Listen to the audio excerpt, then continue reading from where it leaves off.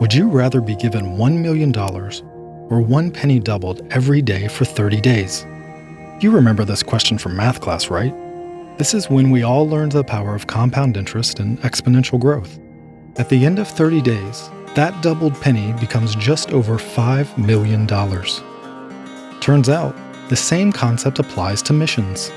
Imagine you filled a football stadium with 100,000 people for a gospel outreach event, and 20% of them came to know Christ. That day, 20,000 people would come into the kingdom. If you did that every day for a year, over 7 million people would come to faith. That sounds pretty great, right? Here's the question though.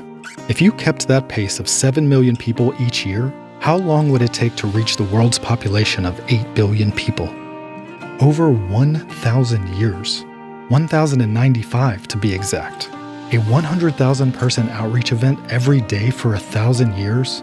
From a pure numbers standpoint, mass evangelism will not reach the world for Christ in our lifetime.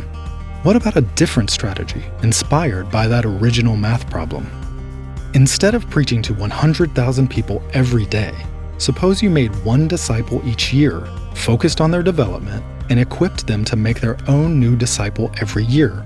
At the end of the first year, you would have 2 followers of Jesus, you and your disciple. At the end of the second year, you would have 4, 8 the third year, 16 the fourth, and so on, 32, 64, 128. How many years would it take to disciple the world using this strategy? 34 years. Do the math. Something profound happens when we take a multiplication mindset. In the Great Commission, Jesus tells us to go and make disciples of all nations, baptizing them in the name of the Father and of the Son and of the Holy Spirit. He continues by instructing us to teach those disciples to obey everything he commanded us. What was his final command? Go and make disciples.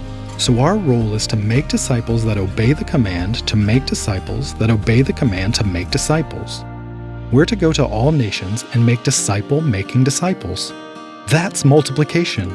Reach the few in order to reach the many. What if you didn't feel the burden to preach to an entire village or city or country, but instead were faithful to the simple multiplication principles of the Great Commission? The entire world could be discipled in our generation if we started with just one. What about you? How might God want you to be involved in making disciples that make disciples, in seeing movements of Jesus among every tribe, tongue, people, and nation? Would you rather fill a stadium every day for the next 1,000 years, or commit to making one disciple this year? Let's do this together until all have heard, starting with discipling one. So, who's your one?